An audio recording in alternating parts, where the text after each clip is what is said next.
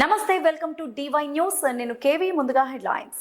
సంగారెడ్డి జిల్లా జహీరాబాద్ నియోజకవర్గం జిల్లా కాంగ్రెస్ పార్టీ ఉపాధ్యక్షులు మొహమ్మద్ ముల్తానీ ఆధ్వర్యంలో జరాసంగం మండల్ మచ్నూరు గ్రామంలో తెలంగాణ రాష్ట్ర ముఖ్యమంత్రి రేవంత్ రెడ్డి ఎన్నికల్లో రైతులకు 2 లక్షల రూపాయలు ఏకకాలంలో రుణమాఫీ చేస్తామని హామీ ఇచ్చారు. మాట పూర్తి చేసుకోగా ₹1,00,000 రుణమాఫీ చేయడం జరిగింది. మిగతా 2 లక్షల రూపాయలు 15 ఆగస్టు లోపు పూర్తి చేస్తామని హామీ ఇవ్వడం జరిగింది.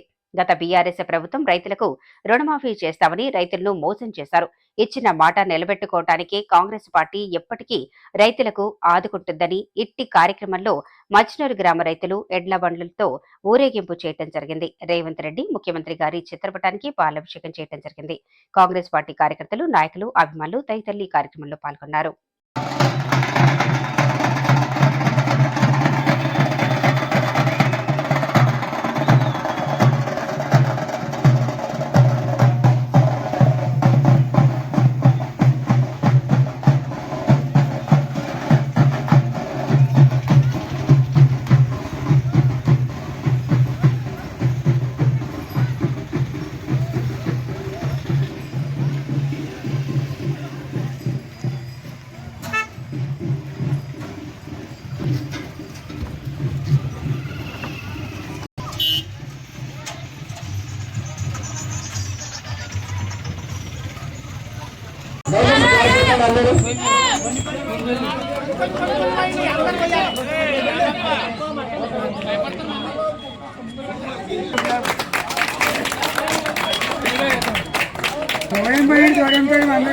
హలో